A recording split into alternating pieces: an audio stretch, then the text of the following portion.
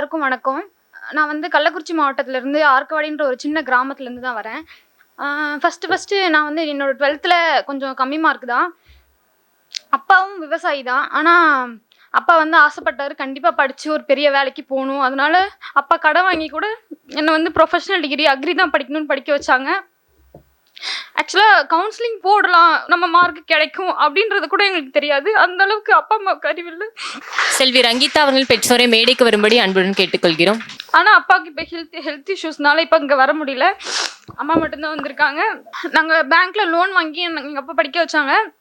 படித்து முடிச்சு ஒரு 3 மாதத்துலேயே எங்களை லோன் கட்ட சொல்லிட்டாங்க. ஆனால் நான் வந்து கொஞ்சம் லெத்தாஜிக் தான். நான் காலேஜ்லேயும் அரியர் வச்சுலாம் படித்தேன். காலேஜ் முடிச்சுட்டு 1 மாதம் வீட்டில் இருந்தேன். அப்புறம் அப்பா வந்து விசாரித்து நீ சுரேஷ் அகாடமியில் ஜாயின் பண்ணு, நம்ம போய் பார்த்துட்டு வரலாம் அப்படின்னு சொன்னாங்க. இல்லைப்பா, நம்ம போய் ஒரு டைம் பார்க்கலாம் வேணாம், ஒன்ஸ் நம்ம போனால் ஜாயின் பண்ணிக்கலாம், எப்படி இருந்தாலும் நான் படிச்சுக்கிறேன் அப்படின்னு சொன்னேன். லைஃப்னா என்னென்னு அப்போ தான் புரிய ஆரம்பிச்சுது. அதுக்கப்புறம் நான் இந்த எக்ஸாமுக்காக ரொம்ப ஹார்ட் ஒர்க் போட்டு படித்தேன். ஃபஸ்ட் அட்டெம்ப்டில் இன்டர்வியூ வரைக்கும் போனோம். நாங்கள் ஒரு 6 ஃப்ரெண்ட்ஸ் சேர்ந்து படித்தோம்.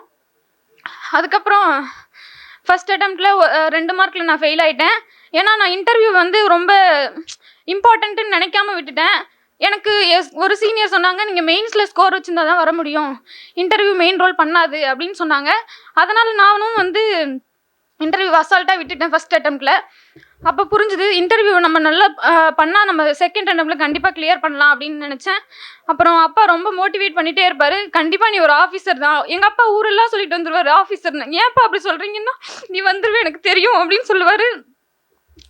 அப்புறம் நான் இப்போ ஒரு ஆஃபீஸர் ஆகிட்டேன்.